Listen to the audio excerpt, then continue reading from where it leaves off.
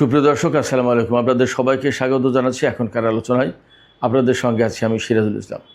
দর্শক, 40 দিনের যুদ্ধের সময় ইরান আমেরিকার অন্তত 42টি এয়ারক্রাফট ধ্বংস করেছে। যুদ্ধ হয়েছে 40 দিন, এয়ারক্রাফট ধ্বংস হয়েছে 42টা। এটা মার্কিন কংগ্রেসে তোলা রিপোর্টে এই স্বীকারোক্তি দেওয়া হয়েছে। যখন এই রিপোর্ট প্রকাশ হচ্ছে তখনও কিন্তু মার্কিন প্রেসিডেন্ট ডোনাল্ড ট্রাম্প এবং ইসরায়েল ইরানের বিরুদ্ধে হামলা চালাবে এমন হুমকি দিচ্ছে। এ অবস্থায় মার্কিন কংগ্রেস চুপচাপ বসে নেই। মার্কিন কংগ্রেসের উচ্চকক্ষ যেটা সিনেট, সেখানে একটা বিল পাশ করেছে। এই বিলের কারণে ডোনাল্ড ট্রাম্প সরাসরি চ্যালেঞ্জের মুখে পড়েছেন। কি সেই বিল, বিস্তারিত বলবো। এদিকে ইরানের পররাষ্ট্রমন্ত্রী আব্বাস আরাকচি বলেছেন 40 দিনের যুদ্ধে আমেরিকা বড় রকমের ক্ষয়ক্ষতির মুখে পড়েছে। তাদের 35 এবং F-15 গর্ব ধূলিসাৎ হয়েছে। নতুন করে আগ্রাসন চালালে আরও বড় রকমের সারপ্রাইজ অপেক্ষা করছে আমেরিকার জন্য। তারা অনেক সারপ্রাইজ দেখবে। সুপ্রিয় দর্শক, কী সেই সারপ্রাইজ, আমরা এই সমস্ত নিয়েই কথা বলবো এখনকার ভিডিওতে। আশা করি ভিডিও ভালো লাগবে এবং আপনারা শেষ পর্যন্ত সঙ্গে থাকবেন। আর ভিডিও যদি ভালো লাগে তাহলে লাইক, কমেন্ট, শেয়ার করবেন এবং চ্যানেলটি সাবস্ক্রাইব করে সাথে থাকবেন। দর্শক, চলুন মূল আলোচনা যাই।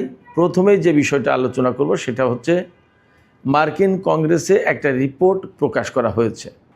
এই রিপোর্ট তৈরি করেছে মার্কিন যুদ্ধ মন্ত্রণালয়, পেন্টাগন, আমেরিকার সামরিক বাহিনী থেকে প্রকাশিত বিভিন্ন গণমাধ্যম আর মার্কিন সেন্ট্রাল কমান্ড। এই 3 দপ্তর বা 3 জায়গা থেকে টোটাল তথ্য কম্পাইল করে এই রিপোর্ট প্রকাশ করা হয়েছে। সেই রিপোর্টে বলা হচ্ছে যে 40 দিনের যুদ্ধে 42টি এয়ারক্রাফট ধ্বংস হয়েছে। কি কি এয়ারক্রাফট ধ্বংস হয়েছে আমি আপনাদেরকে একদম টোটাল তালিকাটা দিচ্ছি। দেখুন, এখানে বলে রাখি যে 42টি এয়ারক্রাফট ধ্বংস করার কথা স্বীকার করা হয়েছে এই রিপোর্টে, তার দাম ধরা হয়েছে $260 কোটি। কিন্তু বাস্তবে সম্ভবত আরও বেশি ক্ষতি হয়েছে। এটা মার্কিন আইন প্রণেতারাই অর্থাৎ কংগ্রেসের সদস্যরাই বলছেন। তো কি কি বিমান ধ্বংস হয়েছে আমি আপনাদেরকে সেই তালিকাটি একটু জানাই, আপনারা দেখুন। 4টি F-15E ইগল স্ট্রাইক ওয়ারপ্লেন, একটি F-35 লাইটনিং II অর্থাৎ যেটা আমেরিকার সবচেয়ে গর্বের বিষয়, একটি A-10 থান্ডারবোল্ট।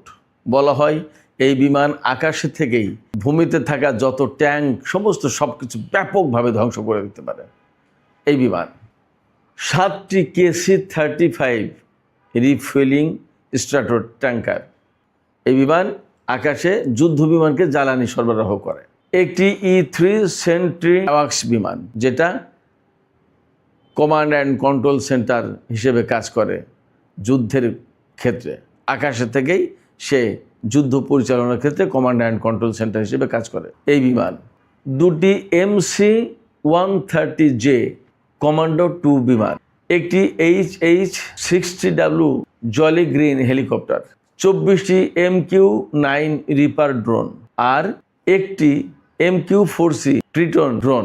এই ড্রোনটা বলা হয় আমেরিকার কাছে এই মুহূর্তে সর্বাধুনিক, সবচেয়ে আধুনিক। এরপর আর কোনো লেটেস্ট ড্রোন নেই, এটা সবচেয়ে আধুনিক ড্রোন। কংগ্রেসে এই রিপোর্ট পেশ করার পর আইন প্রণেতারা অর্থাৎ কংগ্রেসম্যানরা কেউ বলেছেন যে রিপোর্ট তোলা হয়েছে, এই রিপোর্ট যথেষ্ট কিনা সেটা খতিয়ে দেখার ব্যাপার আছে।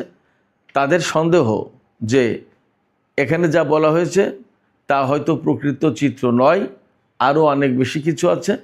যুদ্ধের ক্ষয়ক্ষতি, খরচের পরিমাণ আরও অনেক বেশি। হয়তো পেন্টাগন অর্থাৎ আমেরিকার যে যুদ্ধ মন্ত্রণালয়, সেই ক্ষয়ক্ষতির ব্যাপারটা খুব সঠিকভাবে তারা হিসাব নিকাশে আনেনি। এই যে আমেরিকার যুদ্ধ বিমান ধ্বংস করে দিল ইরান, যেটা পৃথিবীর ইতিহাসে বলা যায় যে একটা নতুন ইতিহাস, নতুন অধ্যায় তৈরি হইল। কারণ F-35, F-15 এই সমস্ত বিমান কখনো ভূপাতিত হয়নি যুদ্ধের ক্ষেত্রে। আর 7টা রিফুয়েলিং ট্যাঙ্কার, বিরাট ব্যাপার, ভাবাই যায় না। তো আপনাদের মনে বা আমার মনেও প্রশ্ন এসেছিল যে এই সমস্ত বিমান ধ্বংসের ক্ষেত্রে ইরান কোন কোন ক্ষেপণাস্ত্র ব্যবহার করেছে। এই জায়গায় একদম সর্বপ্রথমে নাম আসছে ববার 373।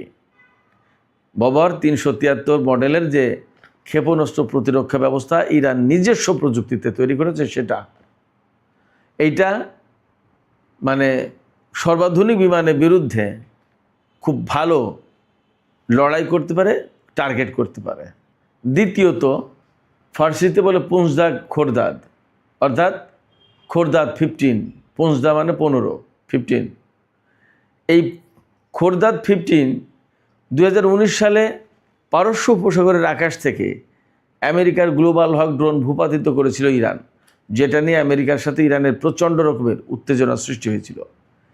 ওই গ্লোবাল হক ড্রোন ভূপাতিত করার ক্ষেত্রে এই খোরদাদ 15 অর্থাৎ পুঞ্জদা-এ খোরদাদ এই ক্ষেপণাস্ত্র প্রতিরক্ষা ব্যবস্থা করেছিল ইরান। এটা খুব কার্যকরী, মিডিয়াম থেকে লং রেঞ্জের জন্য এই ক্ষেপণাস্ত্র প্রতিরক্ষা ব্যবস্থা কার্যকরী। এটাও ইরানের নিজস্ব প্রযুক্তিতে তৈরি। এরপরে ইরান খুব নতুন ক্ষেপণাস্ত্র প্রতিরক্ষা ব্যবস্থা তৈরি করেছে, সেটার নাম মাজিদ। আমরা যতদূর জানি যে F-35 যে যুদ্ধবিমান ভূপাতিত করেছে বা আঘাত করেছে ইরান, এই বিমানটি ভূপাতিত করার ক্ষেত্রে এই মাজিদ ক্ষেপণাস্ত্র প্রতিরক্ষা ব্যবস্থা নাকি কার্যকর ছিল, এইটা নাকি ভূমিকা রেখেছে। লাইটনিং 2 এই জঙ্গি বিমান, এই যুদ্ধ বিমান ইরানের হাতে ক্ষতিগ্রস্ত হওয়া, আঘাত খাওয়া মানে হচ্ছে আমেরিকার হিসাব নিকাশ ওলট পালট হয়ে যাওয়া, পাল্টে যাওয়া। তাদের ধারণা ছিল যে এই বিমানকে কেউ ধরতেই পারবে না, র্যাডারে ধরাই পড়বে না, সেখানে ইরানের র্যাডারে ধরা পড়ছে এবং তাকে হিট করেছে। তার মানে আমেরিকার হিসাব নিকাশ, চিন্তাভাবনা সমস্ত সব কিছু পাল্টে দিতে হচ্ছে এখন, যে এটাও নিরাপদ নয়। তাহলে করণীয় কী করতে হবে? এখন নতুন করে তাদেরকে ভাবতে হচ্ছে।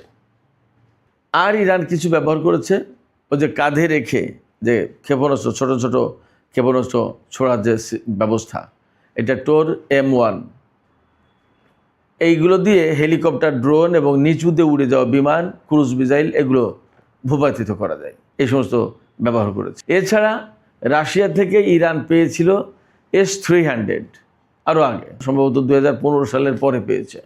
রাশিয়া থেকে পাওয়া এই ক্ষেপণাস্ত্র প্রতিরক্ষা ব্যবস্থাও ইরান ব্যবহার করেছে। অবশ্যই তার সফলতা কি আমরা শিওর না।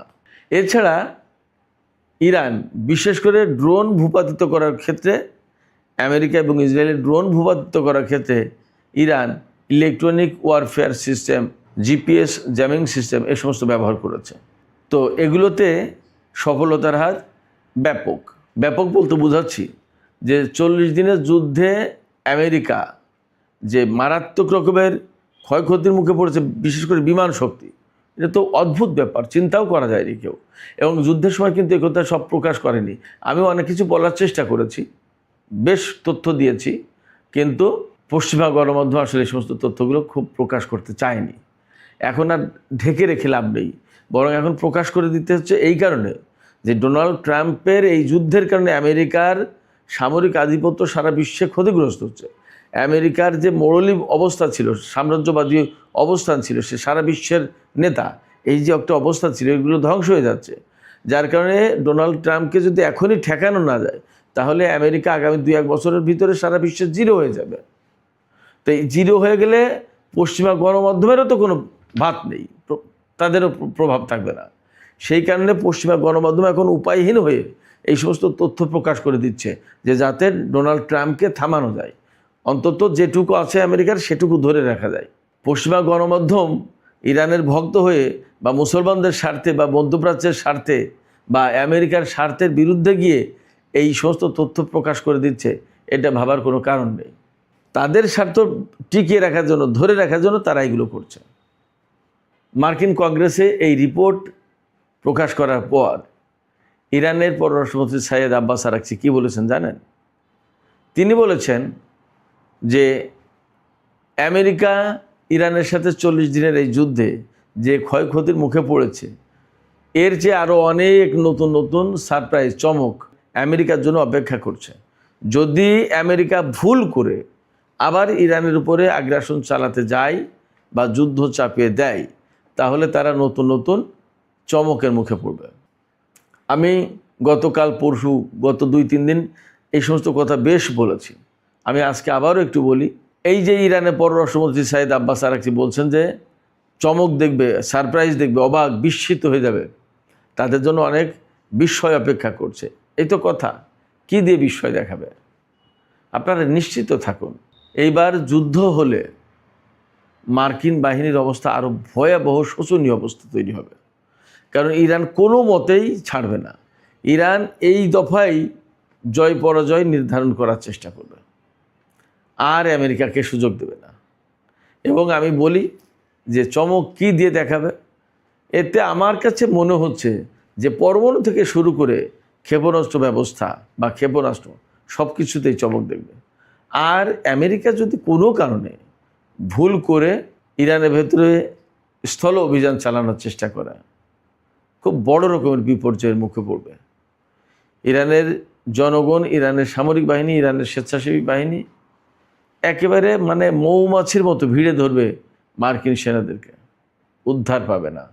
এবং এটা ভাবার কোনো কারণ নেই যে আকাশ থেকে বোমা মেরে সমস্ত সব কিছু সাফ করে দিয়ে তারপরে স্থল অভিযান চালিয়ে ইরানকে একেবারে দমন করে ফেলবে, ইরানকে নতজানু করে ফেলবে। এটা ভাবার কোনো কারণ নেই। ইরান অসম্ভব রকমের শক্তিশালী অবস্থানে থেকে আমেরিকা এবং ইসরায়েলের বিরুদ্ধে লড়াই করছে। এবং এইবার যদি যুদ্ধ শুরু হয় আর আরব দেশের কোনো ভূখণ্ড, ঘাঁটি, মাটি, আকাশ ব্যবহার করে ইরানের বিরুদ্ধে যুদ্ধ করার সুযোগ পায় আমেরিকা এবং ইসরায়েল, তাহলে সেই আরব দেশগুলোকে মনে হয় ইরান রাখবে না, একদম তছনছ করে দেবে। আগেরবার শুধু মার্কিন ঘাঁটিগুলোতেও হামলা চালিয়েছে, এবার আর সম্ভবত ব্যাপারটা সেই পর্যায়ে থাকবে না, এরা আরও বৃহৎ পরিসরে চলে যাবে। কারণ ইরান বারবার বলছে যে তোমরা আমাদের প্রতিবেশী, তোমাদের সাথে আমাদের কোনো দ্বন্দ্ব নেই, মূল দ্বন্দ্ব আমেরিকা এবং ইসরায়েলের সাথে। তাদেরকে তোমরা তোমাদের ঘাঁটি মাটি, ভূমি, বন্দর ব্যবহার করতে দিও না। যদি দাও তাহলে তার পরিণতি ভোগ করতে হবে, হয়তো সেই দিকে যাবে পরিস্থিতি। সেক্ষেত্রে পশ্চিমা গণমাধ্যম, ইসরায়েল, আমেরিকা, তারা সবাই নানা ধরনের উস্কানি দিচ্ছে আরব দেশগুলোকে। এই আরব দেশগুলোকেও বোঝা উচিত তারা উস্কানিতে পা দেবে কিনা, তারা ফাঁদে পা দেবে কিনা। ফাঁদে পা দিলে তারা ক্ষতিগ্রস্ত হবে। আলটিমেটলি পুরো মধ্যপ্রাচ্যের সম্পদ ক্ষতিগ্রস্ত হবে। এখন এই সম্পদ এবং নিজেরা ক্ষতিগ্রস্ত হতে চায় কিনা, ক্ষতিগ্রস্ত করতে চায় কিনা, এই সিদ্ধান্ত আরব দেশগুলোকে নিতে হবে। এদিকে আমি আর একটা কথা বলেছিলাম, মার্কিন প্রেসিডেন্ট ডোনাল্ড ট্রাম্প সিনেটে চ্যালেঞ্জের মুখে পড়েছেন। কেন চ্যালেঞ্জের মুখে পড়েছেন?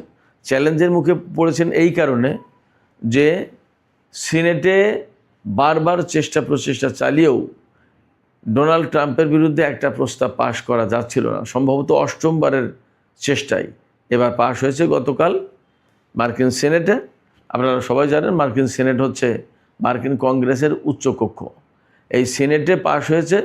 সিনেটে রিপাবলিকানদের সংখ্যাগরিষ্ঠতা থাকলেও এখানে রিপাবলিকান 4 জন সেনেটর এই প্রস্তাবের পক্ষে ভোট দিয়েছে, আর একজন ডেমোক্র্যাট প্রস্তাবের বিপক্ষে ভোট দিয়েছে।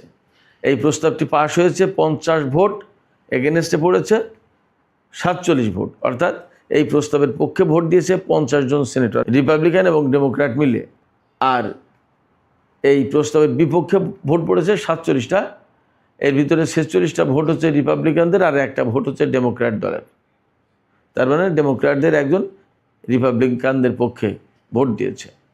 তো এই ভোটাভুটিতে কি বলা হয়েছে, এটা হলো মূল কথা। এই যে প্রস্তাব, এই প্রস্তাবে বলা হয়েছে মার্কিন প্রেসিডেন্ট ডোনাল্ড ট্রাম্প কংগ্রেসের অনুমোদন না নিয়ে 60 দিনের বেশি যুদ্ধ চালাতে পারবেন না। এই ব্যাপারে এর আগে কয়েকবার প্রস্তাব নাকচ হয়ে গেছে, সিনেটে পাশ হয়নি, কিন্তু এবার পাশ হয়েছে। এবং সিনেট চেষ্টা করছে প্রতিনিধি পরিষদেও পাশ করাতে।